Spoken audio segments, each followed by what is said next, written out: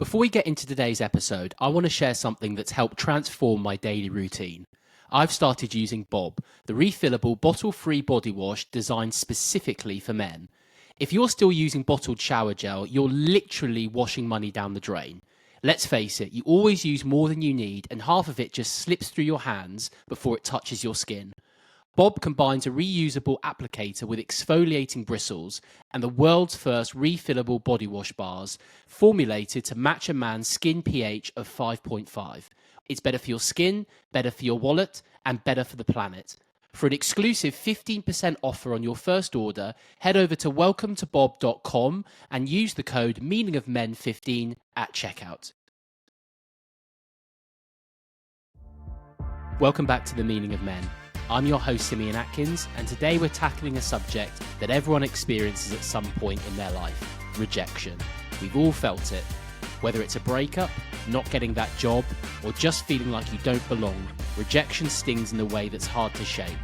But why does rejection hit us so deeply, and how can we start to handle it better? Today I'm joined by Mark Leary, a professor of psychology and neuroscience. Mark unpacks why we often overplay rejection, how it impacts men differently to women, and what steps you can take to become more resilient and even use it as an opportunity for growth. Let's get into it. Mark, what's the main message you hope people remember from our conversation today? I think there's probably two things. One is that rejection is a universal human experience. We all experience rejection on an ongoing basis. Sometimes they're big, life-changing events like being fired from work or romantic rejection or getting kicked off a team. Sometimes they're little things. We're just snubbed or dismissed or not invited to something, but it happens to all of us. And I guess the second thing is then we need to think very carefully when it happens to us, what's really going on psychologically and socially for us? Because if we think consciously about what's happening, we're going to make better decisions about how to respond than if we just respond sort of spontaneously and impulsively and automatically the way we usually do. So it's a universal human experience. And when it happens to you, think consciously about it in terms of the things we'll talk about today. Tell us about the journey that's led you on the path to where you are today, focusing on rejection. Well, I became interested in this because my first interest when I went to graduate school in social psychology had to do with the degree to which our behavior is affected by our concerns with what other people think about us. We're always somewhat concerned with our impressions that we're making on other people. And even if we're not intentionally trying to make an impression, there's still a little voice in the back of our heads that's monitoring whether we're looking like an idiot or whether we're coming across well. So I was studying how that concern affects our interactions with other people. After a while, it began to dawn on me that the number one thing that people are concerned about when they're worried about making a bad impression is they're worried about not being valued and accepted by other people, because that's an important part of social life.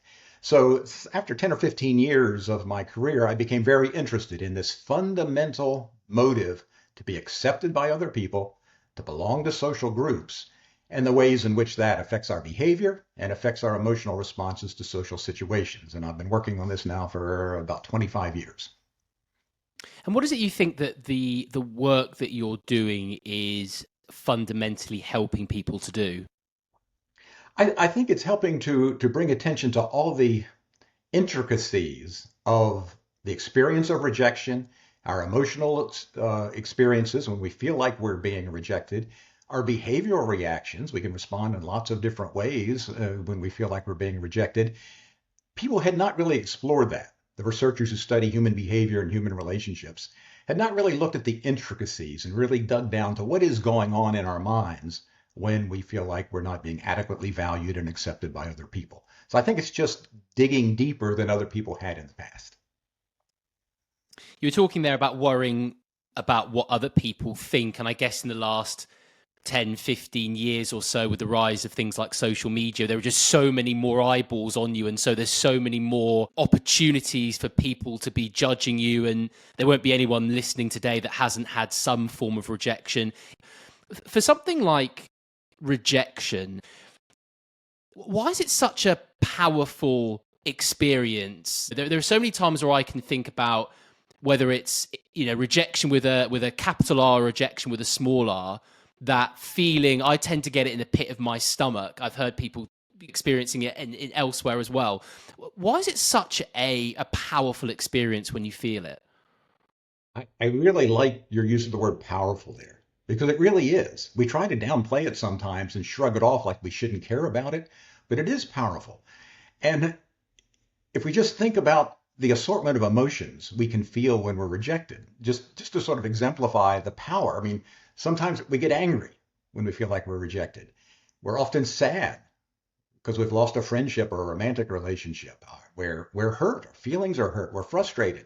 Sometimes it produces anxiety. If some third party was involved, we feel jealous. Maybe we feel guilty because it was partly our fault. We feel lonely after somebody's left us, for example. So you package all these things together, and usually most experiences of rejection are not just one emotion.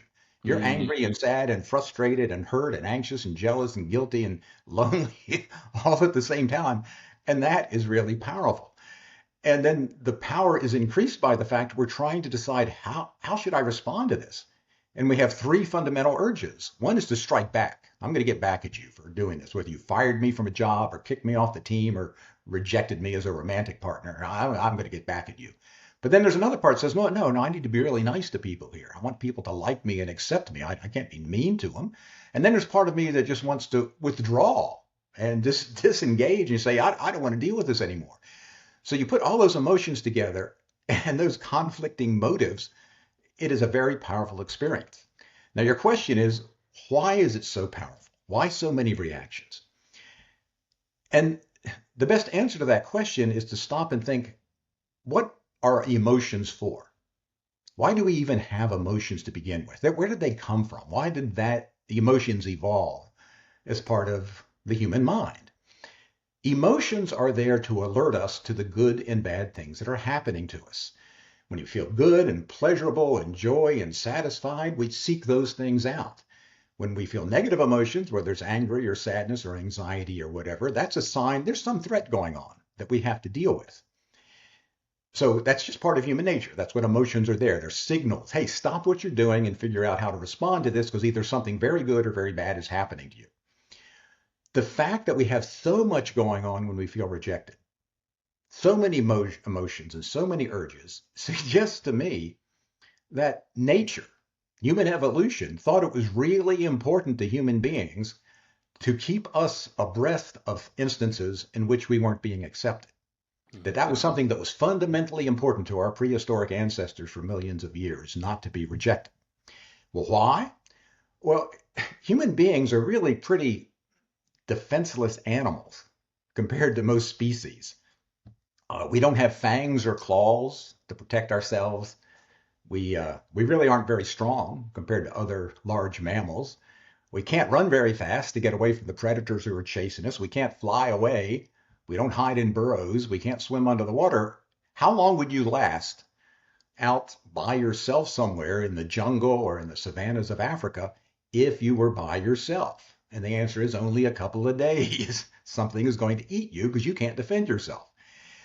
So the only way that human beings have survived and reproduced all these millions of years is because we live together in supportive groups. There's power in numbers. We can fight off the predators. I need people to help me when I'm hurt, when I can't gather my own food. I need a supportive group around me to protect me. So what that means is we evolved in small groups, 30, 40, 50 people. Usually we were related to most of them for millions of years. And it was essential that we were accepted by that group. Because if we made other people angry, if we did things that made us look like a bad group member, that hurt the group or other people, either the group would just kill us outright, or probably more likely they would just banish us from the group. They would exile us and say, okay, no, you can't live here anymore because you're not a decent member of the group. Get out of here. And you head off by yourself and you're not going to survive. So the individuals throughout human evolution for millions of years who are most likely to survive were ones who belonged to groups and behaved in ways so they didn't get kicked out of those groups or killed for being a bad group member. So we have a very strong motive to protect our belonging and acceptance in the groups we belong to. We have a very strong motive to be accepted by individuals because they're going to support and help us. And we have our antennas up all the time for the possibility that somebody might not value us, might not accept us, and may reject us in some way. And that is tied into the human nervous system. It's built into our brains as fundamentally as almost anything else is. And in fact, I've made the case along the way that once you set aside physical needs that we need food and water and air, sure. Once you set all the physical needs aside, the strongest need, the strongest motive is this need for acceptance and belonging. There's nothing we need more. There's lots of other things we want to have, and there's other needs that we have. But that's fundamental to human well-being. So that's a long answer to your question. Why is this so powerful? Because it was absolutely essential to the survival of the human species. So we are descendants, you and I and everybody listening, we are the descendants of the people for millions of years, our prehistoric ancestors, who did the best job of being accepted and supported by other group members. The ones who didn't do a good job were killed or kicked out of the group, and they didn't have any kids. If they did, their kids didn't survive because they were living out on the plains of Africa. Our ancestors survived because they were able to manage their relationships with other people. It's interesting because I think sometimes when you talk about this feeling of wanting to be accepted, it can almost be taken as being a little bit superficial. I want everyone to like me.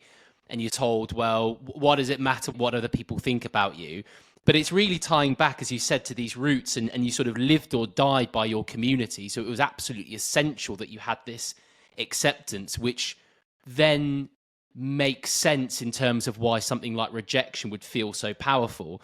I'd also not really considered this assortment of emotions that are then triggered by rejection. So if I go for a job interview and get rejected, then there might be sadness, there might be anger, there might be, if I know the person that's got the job, maybe there might be some resentment and jealousy. So there are all these, it's almost like a domino effect, isn't it, of like other negative emotions. And I can imagine that these negative emotions are so much stronger because they are tied so much to our survival and our well-being. And so that's probably another reason why we feel them so powerfully as well. Absolutely. And I'd like to go back to your first point. Yes, we often diminish the importance of being liked and accepted. My parents told me, don't worry about what other people think. March to your own drummer. Don't care what other people think. Well, that is horrible advice. Don't tell your kids that. Now, I understand what they were trying to do. All of us are more concerned with what other people think than we should be. We're concerned about what other people think when it doesn't really matter. I remember very clearly an experience I had once. I was visiting Switzerland.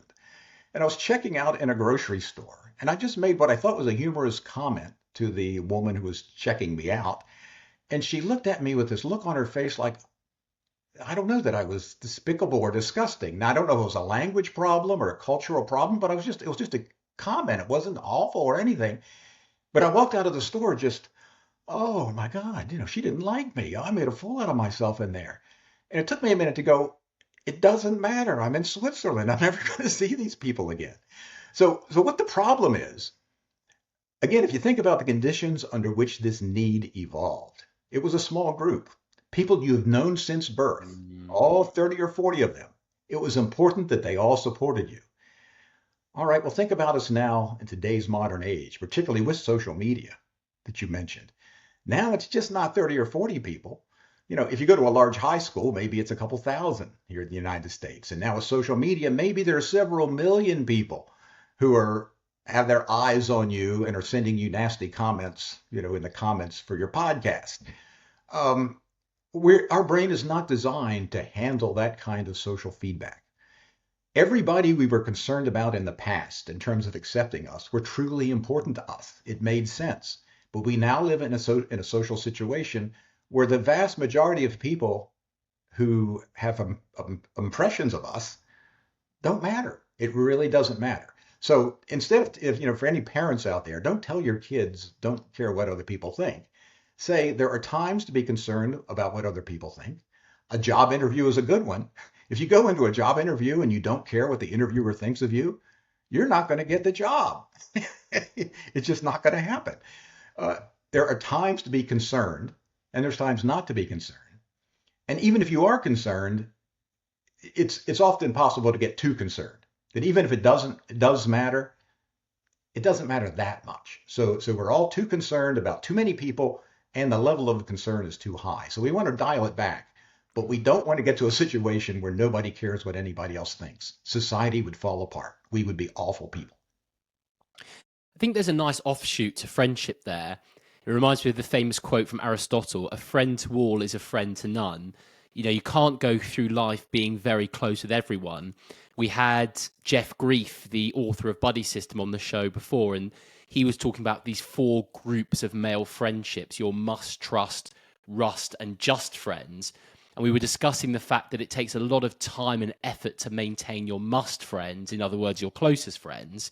But these outer buckets of friends and relationships also hold value too. And I think that can help you reframe how you perceive people's reactions and what they're really saying to us as well. I think that's a very, very good point. We only have so many slots for different kinds of relationships. And good friendships, there's research on this, and it varies. Some people say we have 5 slots max, some 7. Most people don't have that many good friends. They only have 2 or 3 really, really good friends, and that's enough.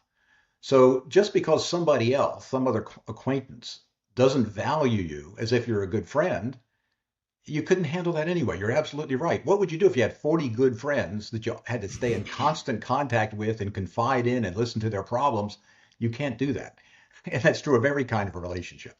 So that's a really nice point. There's no reason for everyone to value us. And in fact, if you think about the entire world, okay, how many people value their relationships with you? A couple dozen maybe. Some value their relationships with you a tremendous amount, and they sacrifice for the relationship, and they'd be really distressed if their connection with you ended. Good friendships, romantic partners, co-workers, family members. There's other people who, yeah, they value their relationship with you, but if you disappeared next week, they wouldn't be worried about it for, a couple days, they'd be over it. But the vast majority of the world does not value their relationship with you. They don't care, and there's no reason for them to. Rejection is a response to feeling like other people are not valuing their relationship with you as much as you would like. That's the fundamental psychological process that makes people feel rejected. Because sometimes you can feel rejected even if you're not really rejected. The person's just not giving you as much attention and adoration as you wish, and you feel kind of rejected. If it's my wedding anniversary and I'd like to go out to dinner with my wife. And my wife, she's like, oh, I'd like to, but I think I'd rather sit here and watch my favorite TV show instead. Okay, I would feel rejected. She's not rejecting me. I know she loves me and we have a solid relationship. But at that moment, I would experience all of these rejection emotions because at that moment, she didn't value her relationship with me as much as I wish she did. So if people stop and think about how many people in the world ought to value their relationship with me, it is infinitesimally small. And once you realize that, you can go through life with a lot more relaxation, not worrying about all these other people and what they think. Yeah, that reminds me of the spotlight effect and just fundamentally thinking that people are worried and thinking about you a lot more than they actually are. You do something and you think, oh God, people are going to be judging me and thinking about that for weeks. And it's like, no, because they've got their own things to worry about and they'll forget about it within 5 seconds. But we just think that people are so obsessed with us, really. And we do it without even realizing it. And I think that probably then elevates the problem a little bit more as well. That's a great example. Great example. What about different types of rejection? So social, professional, do they impact us in different ways? And is there one that tends to have a bigger or the biggest impact? Well, certainly the factors that cause us to be rejected in those different contexts differ. You get fired from work for different reasons why your romantic partner leaves you. And our reactions are different because they have different consequences for us. I mean, I've got different problems to solve if I have to find a new job versus I want to find another close partner. By and large, I would say they don't differ in any big way. The strength of people's reactions have to do with the perceived consequences of the rejection. So, getting fired from an important job would be much more devastating than being rejected by a partner that you weren't really all that interested in anyway. So it really has to do with what do I perceive the consequences to be to me by how people have treated me. And sometimes the consequences are huge and they're life-changing. Many times they're not. Yeah, that makes sense, because if there's big consequences attached, then again, that goes back to that perceived threat. So if I lose a really well-paying job, then I'm going to lose my money, and therefore, how am I going to pay for my home? And it's going to then trigger all of these other negative emotions associated with that as well. Yes, absolutely. Most of the emotions, let me just point out, that we experience when we're rejected are not due to the rejection per se. The only emotion that is caused by the rejection purely is the experience that we call hurt feelings, which I always found to be an odd name for an emotion. We have cool names for the other emotions. We got hurt feelings. You hurt my feelings. That is fundamentally, you do not value me in this situation as much as I wish you did. And that is the rejection emotion. And I'm going to come back and talk about hurt feelings in a little while, maybe in more detail. All of the other emotions have to do with the circumstances surrounding the rejection. So let's take anger.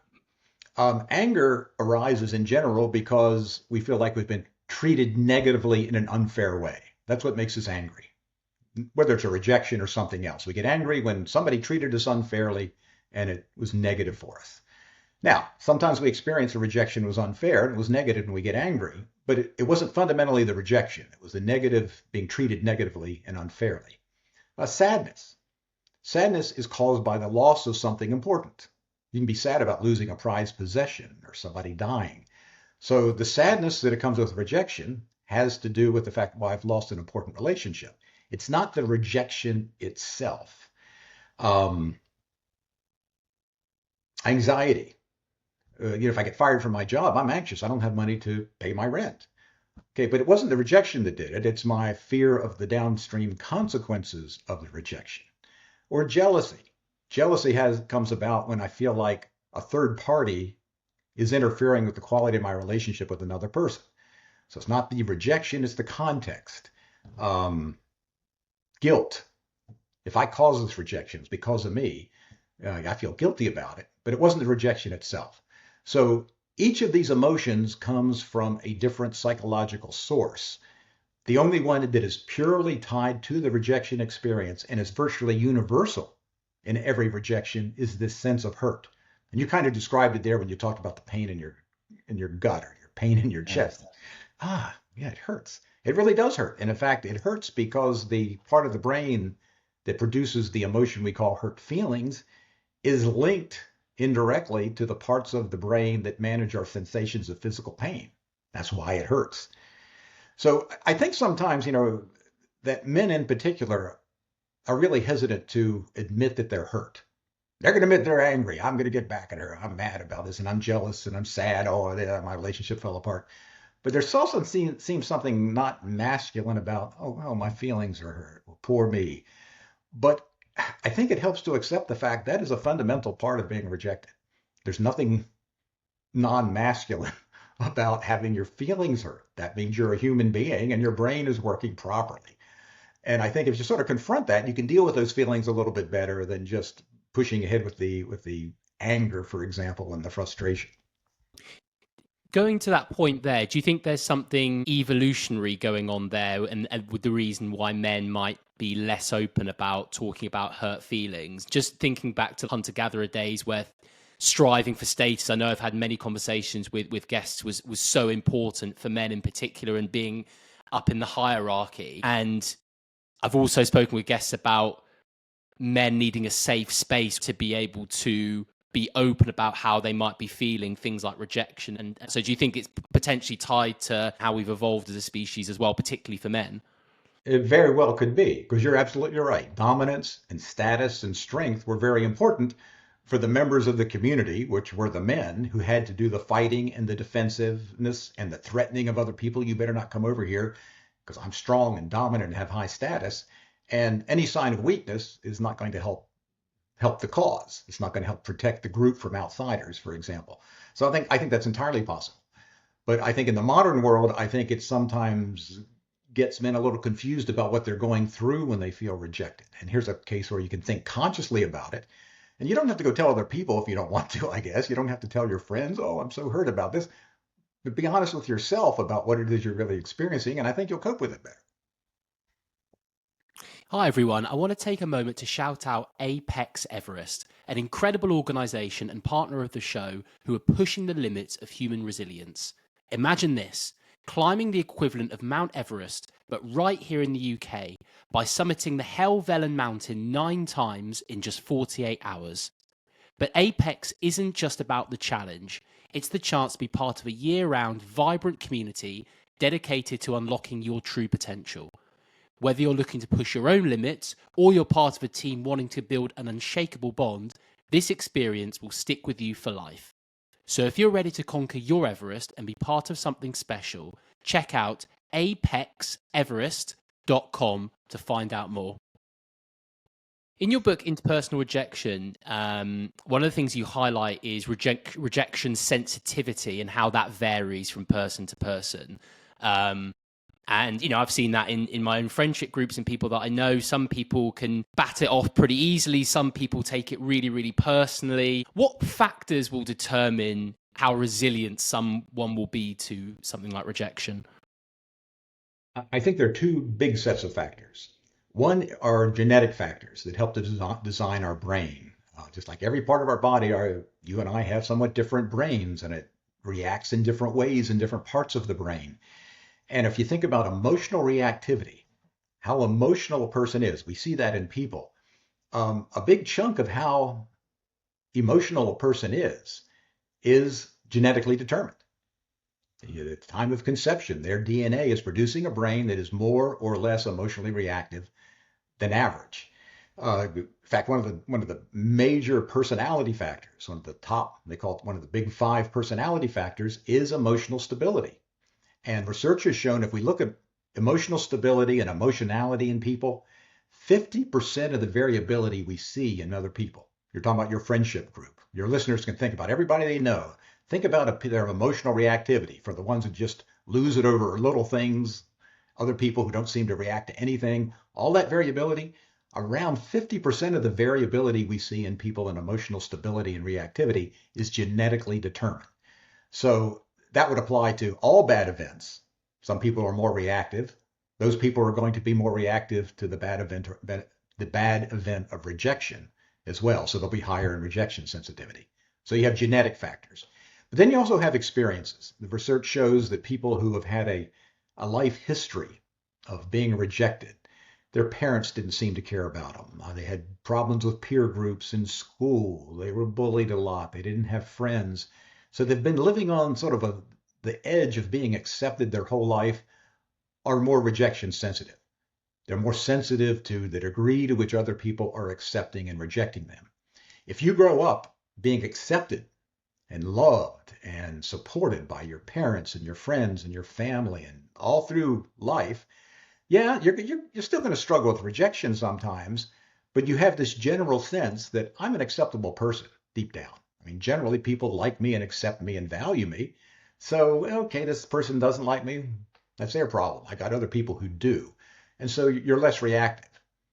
Sort of like, if you look at the fuel in your car, you look at the gas gauge in your car and say, how much fuel do I have? If I have a whole lot, the tank's pretty full. I don't worry about that it went down a little bit in the last 10 miles. If I'm running out of gas already, it goes down 10 miles. I got problems. I'm anxious about that. So if you have a full social gas tank, you're going to be less responsive to rejection. It's interesting because as you were talking there, I could almost see it being the other way round as well. So if you've gone through your entire life and you've had nothing but praise, how well would you be able to cope with rejection because you've never had it before and it might be very, very alien to you? Whereas if you've gone through your whole life having this feeling of rejection, I could almost see you building this barrier whereby it probably wouldn't affect you as much. But you're saying the opposite is true. In general, it's the opposite. And I actually think you're right. If you went through life and you didn't have any rejection, I mean, everybody loved you from the beginning. Yes, I think what you're saying is absolutely true. I think there's in an odd way, a healthy amount of rejection we should experience. I know that sounds strange. It's probably healthy to experience a certain amount of baseline rejection so you learn how to cope with it as you go along. But that not so much that it ever makes you feel like I'm not an acceptable person. And so much of a person's reaction depends on the attribution they're making for why they're rejected. Am I being rejected because everybody else is just mean? Or am I being rejected because I'm a loser who doesn't have anything to offer to other people? There's sort of a difference in how those two kinds of people would work in dealing with rejection as well. But in general, it's much better. You are more emotionally stable if you have had a stronger history of acceptance throughout life.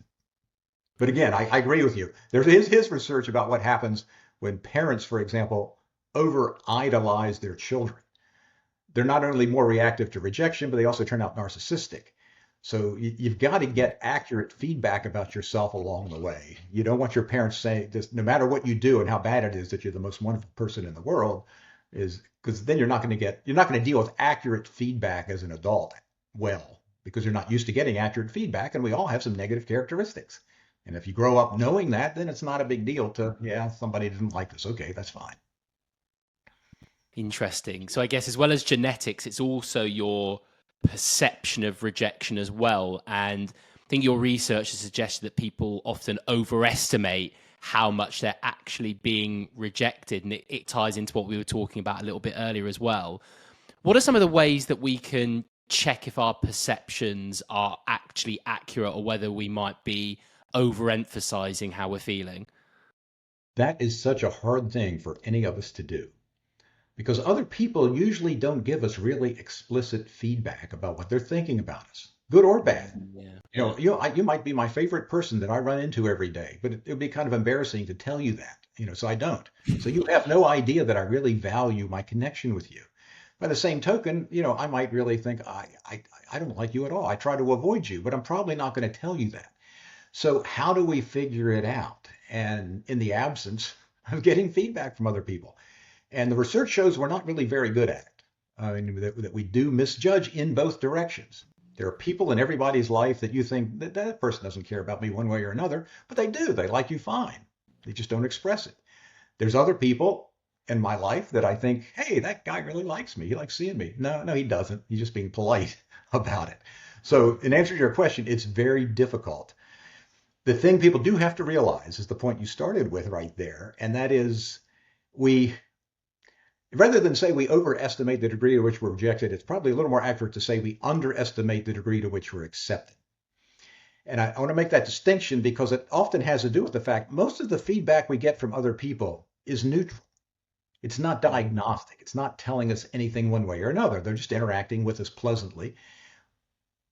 We often underestimate how accepting that really is. That we perceive neutral feedback often as less accepting than it is. Now, why is that? Well, the best hunch is because we're so concerned about acceptance and rejection, we're trying to detect rejection. Most threat detection systems, whether in the body or built through technology, are designed to be overly reactive because they don't want to miss the possibility the threat is there. The smoke detector in my kitchen goes off a lot more than it should, even when there's not a fire, because I just happened to burn a piece of bacon. It didn't need to go off, but it wants to make sure it doesn't miss a real fire. Smoke detectors will always detect a real fire, or almost always, but they're going to be too threat sensitive. Our system for monitoring acceptance and rejection is that way. Because rejection presents such a threat, we're more likely to interpret ambiguous reactions from other people as being less accepting or rejecting than we should. And that's nature's way to make sure we don't miss anything. But it does mean we're almost like the deer in the woods.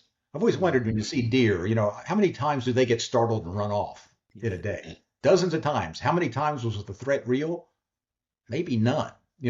They're just threat sensitive. I think we're that way when it comes to rejection. Our little alarm goes off a lot. Oh, what's that person, that expression they had there? They frowned. Was that about me? Oh, they looked disinterested. Well, he didn't seem very enthused about my idea. Oh, she didn't seem like she cared about me tonight. Well, yeah, we almost never interpret it in the other direction. I think that's such an important thing to start to get your head around. We are naturally oversensitive to the potential danger, and so we're going to catastrophize a lot of things. And I guess the points that we made earlier around the situation, the circumstances, if there's higher stakes attached to it, then you're probably going to be even more sensitive to it. So if you, again, going back to the job example, if people are looking at you or treating you in a certain way, you're probably going to be even more sensitive to how people react or may look at you versus if you were just walking down the street and someone gave you that same look. That's a very good point. Exactly. Absolutely. Can we become immune to rejection? And if we could, would that then come with its own issues? Yes. I hope we don't become immune to rejection because, again, our concern with being accepted by others does help keep our behavior in line. If you just stop and think about what would the world be like if suddenly we turned off everybody's concerns with what other people thought of them and whether the other people valued and accepted them, we would do and say things that in the modern world would be just reprehensible and awful because we're not concerned with what other people think. So there are some people who do seem immune to rejection. They have damage to certain parts of their brain, usually. They lack empathy. They don't realize that they're behaving in ways that hurt other people. And they typically would be diagnosed as what in popular language we would call a sociopath, as having antisocial personality disorder, because they're doing a whole lot of stuff, running over other people without any awareness or concern with the fact that you're hurting other people and these other people really hate you for doing this. And if it doesn't matter, you're going to continue to do it. Why would you not? Because you're not even aware of it, because your empathy is not there. So it's so hard to find the optimal place. I don't think I've ever found it in my life to be concerned enough to behave yourself and to further your own personal interests, because I do want friends. And I do want a romantic partner, and I do want a job, and I don't want to get kicked out of groups. Where's the optimal line to be sufficiently concerned, but not overly concerned with the degree to which other people accept or reject you? And I think that's a challenge for all of us. Every person wrestles with that. So I guess rather than completely eradicating it, it's more a case of maybe trying to reframe rejection in certain situations, trying to reframe it maybe in a more positive way. Are there ways that people can do that? Well, certainly, I think there's a way to mentally override your reactions to rejection, just like I did with that checkout clerk in Switzerland, where I finally got out there and I was feeling really badly about how she had responded to me, but I could mentally override it. I finally said, "Well, why do you care? You're in Zurich. It doesn't matter. You're leaving tomorrow. Why do you care?" And I could just drop it. So I think there are a lot of times if we stop ourselves and say, "Does this really matter?" And when we realize the answer is no, we can just drop it. The reaction is so automatic. We're often not thinking deeply about it. We just see a person's expression or they say a certain thing, give us that certain look, and oh God, it hurts our feelings. But if we'd stop and analyze it, we'd go, it doesn't matter. It really doesn't, and you can drop it. So first of all, I think we can drop it intentionally. In terms of reframing it, that's a hard one for me. If you mean sort of like, should we look for the silver lining in a rejection? Are there positive things to come out of it? There probably are. A thing that I have done sometimes is to, again, remind myself of the universality of it. Let's think about romantic rejection. How many adults, let's say people over the age of 25, who are in a relationship, is that their first relationship right now? Not very many. People go through a series of relationships, and some of them stabilize for a while. You might get married, and that might last forever, but half the time in the US and England, 40 to 50% of the time, it ends in divorce. Then you move on to the next one. Okay, so that doesn't mean it's okay, and you ought to say, "Hey, I'm getting divorced. That's perfectly all right. It happens to half the people." But it means it's not as big a deal as it seems at the time. Again, you're not going to stop your negative reactions, but it's not just you. It's the way relationships of various kinds happen. Even getting fired at work. People get fired at work. So try to keep it in perspective, I think is what I'm saying, is that, yes, I don't like the idea of trying to paint a silver lining. You got a dark cloud and you find a silver lining and say, "Hey, well, maybe there's something really good here." There may be with a relationship. When I think about me and my four best adult friends that I've known for 30 or 40 years, 4 out of the 5 of us were divorced in our first marriage, including me. And as I look at them, I think all of their second marriages, and in one case, a third marriage, is better than the first one was. Hmm. So, I mean, yes, there's a rough spot when you lose the job as you flounder around to look for a new one, or to find a new partner, or to find a new team to get on. Yes, there's pain there. But maybe part of the silver lining is that as you get older, you learn how to navigate this stuff better, and maybe the next one will be better. But I can't paint false silver linings in my own life. Because, hey, well, I know you got both legs amputated, but at least you didn't get your arms amputated too. Well, that doesn't help, the fact that somebody had their legs amputated. So, yeah, I can't spin it positively. All I can do is try to get people to think about it accurately and honestly and as unemotionally as possible to try to process what's happened and what they should do about it. You said something that I think was really important earlier, where you're saying just stop for a minute, and I think that's something that like most of us don't do.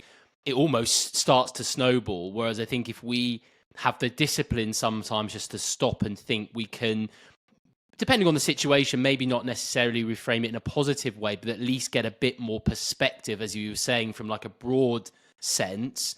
And then for specific examples, you might well be able to think of ways that a certain situation could potentially benefit you down the line. Like, for example, if you don't get a job that you've applied for, you might think to yourself, well, I've gained a lot of good experience from this, and I can take that into the next one, let's say. So again, it would depend on, I guess, the stakes that are involved as well. But to your point, just taking that time to stop and think and try to process things a little bit more rationally won't completely eradicate the feelings, but maybe will help to reframe them in a slightly different way, which could help. You've described it much more clearly than I did. Thank you. That's exactly it. I agree with that entirely. You set me up beautifully there. I can't take all the credit. It was a very good assist by you.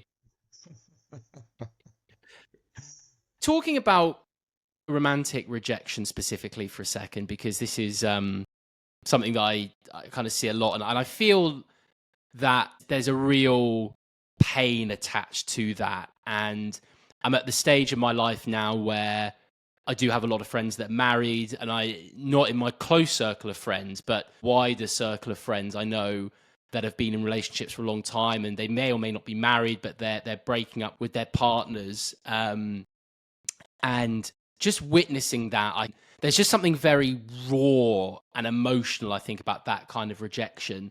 Do you have any specific advice for men that may be either going through a divorce or breaking up with a very long-term partner, to help them with that form of rejection? That's a great question. I mean, it is powerful. Again, I've been through there. I was divorced in my first marriage. One thing that I think it's useful to think about, and this isn't based on research, this is just me making this up on the spot, and that is when my first wife said she wanted a divorce, it came as a complete surprise. I mean, things weren't great, but it floored me. And it was devastating to me. But I did have the thought, and I think this helped me. And I had the thought, she has the right to do this. I can't begrudge her the right to decide that a relationship is not working for her.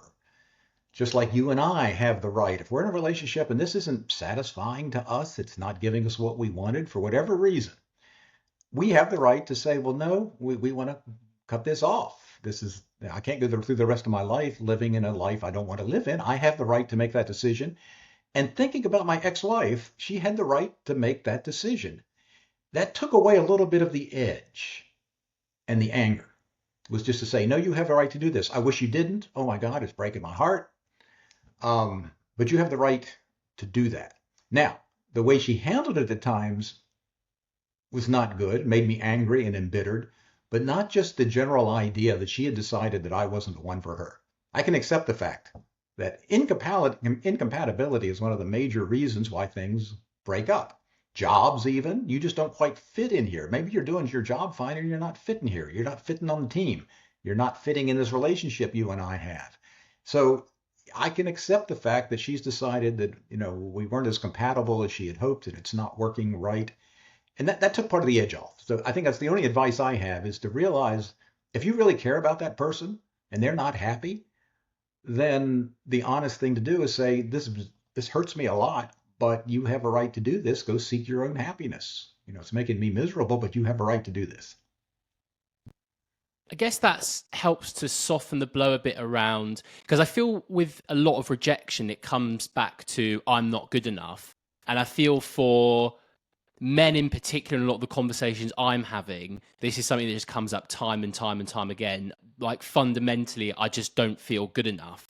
And I feel like rejection will probably just amplify that. So, for example, if your partner's leaving you, it's because you're not good enough. But if you're thinking about it from like a compatibility standpoint, I can see how that would maybe take away some of that aspect of I'm not good enough. And one thing that I think is interesting when people feel like they're not good enough, and I think all of us have probably had that thought in various contexts in our life. We have this sense we must not be good enough, but we don't have a clear picture of exactly what that means, on what dimension. Mm.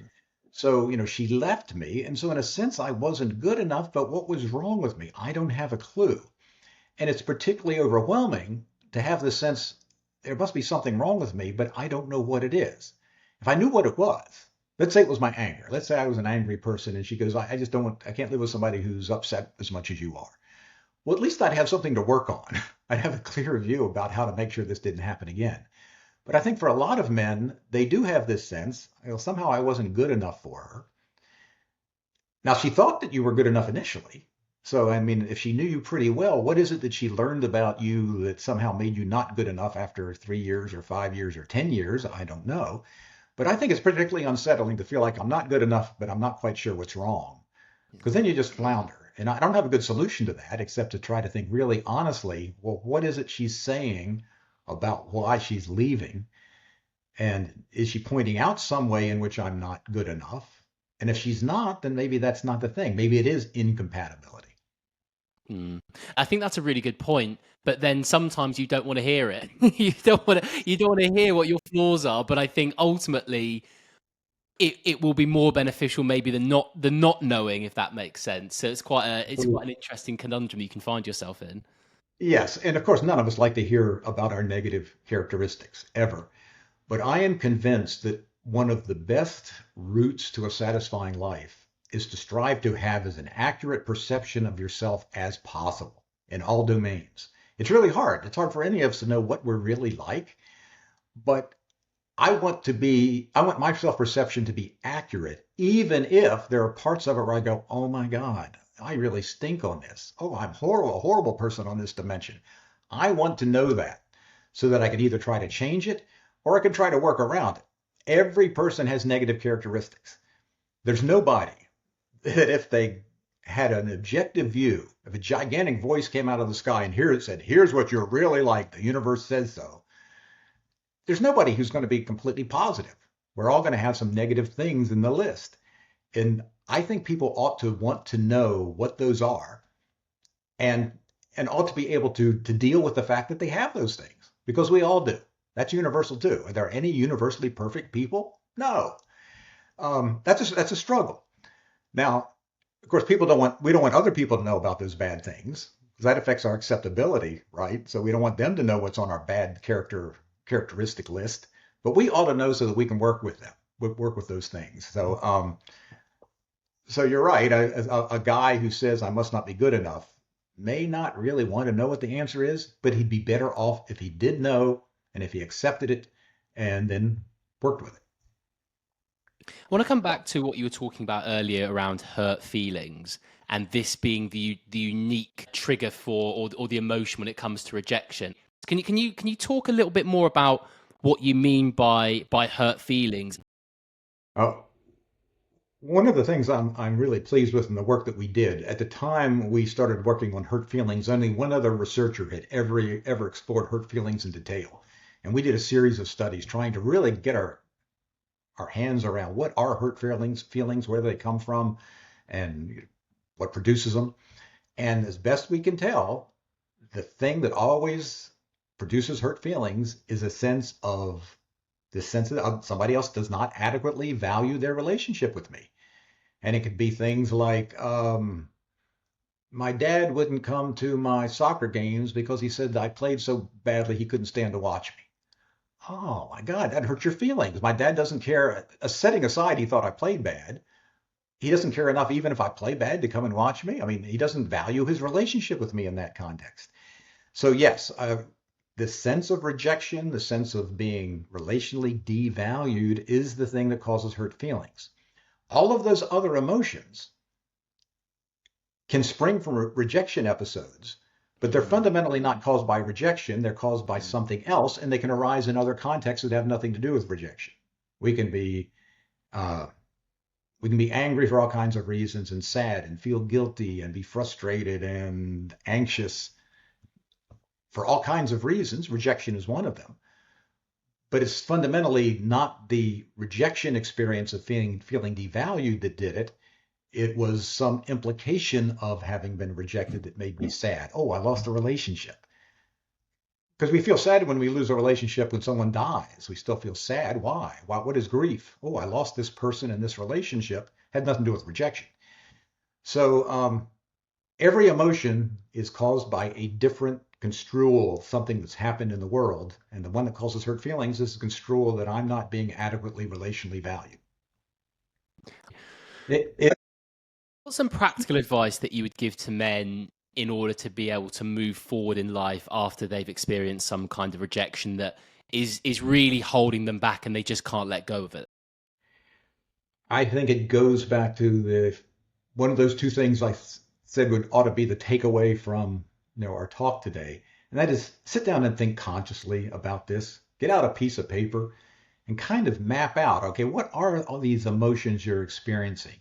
And where is each one coming from? What aspect of the experience is making you angry versus sad versus guilty or whatever? Are these justified reactions? Or are they sort of automatic?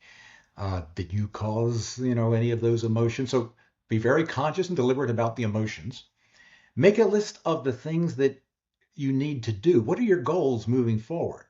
Short-term goals might be I got to move out of the apartment tomorrow. She's kicked me out. So you got short-term goals that are very unhappy goals.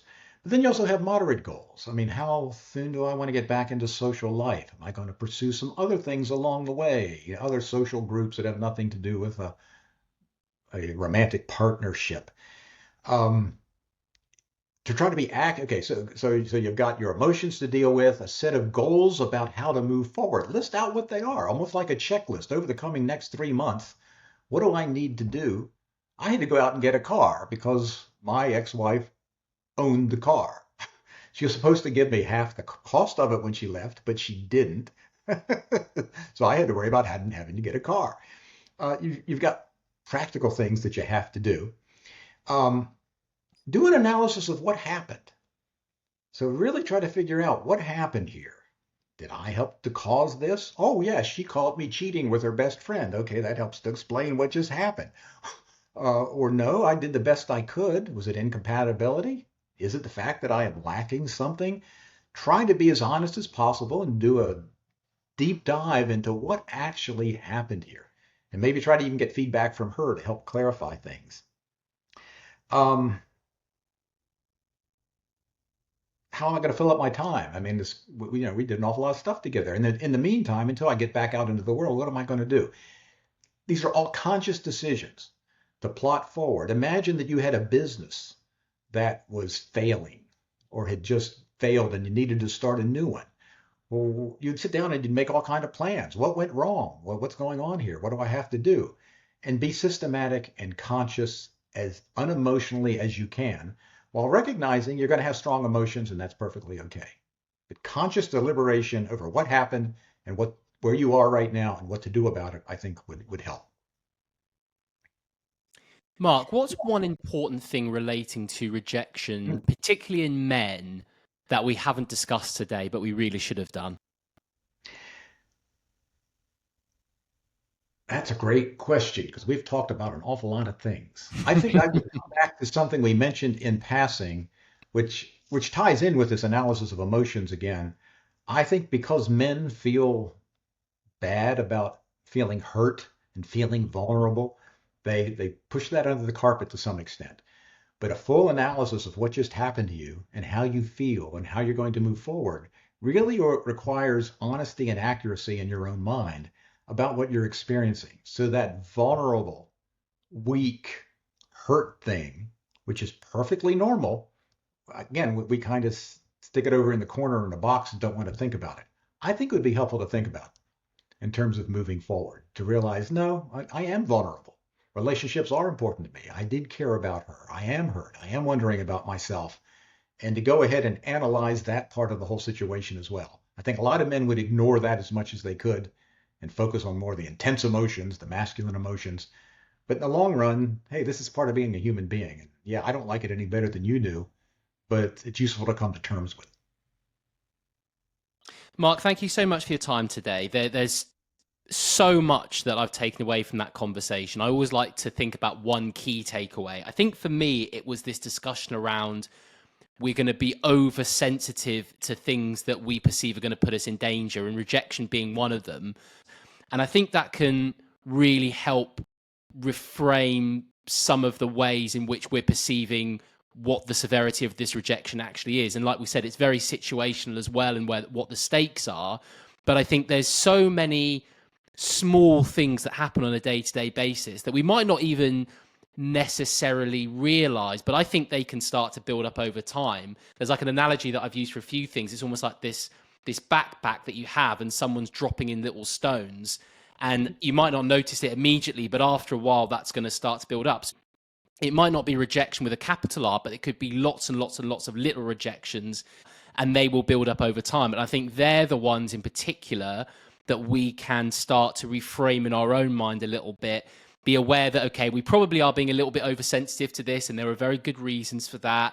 Let's just take a moment and think, like, how bad is this? Did that person really just raise their eyebrow at me because they hate me, or is there something else going on? So I think particularly for those small R rejections, I think there's a lot more control that we have over those than we probably realize. So but that was honestly such a fascinating conversation, Mark. Thank you so much for your time today. Thank you for having me. I really enjoyed it. Appreciate it.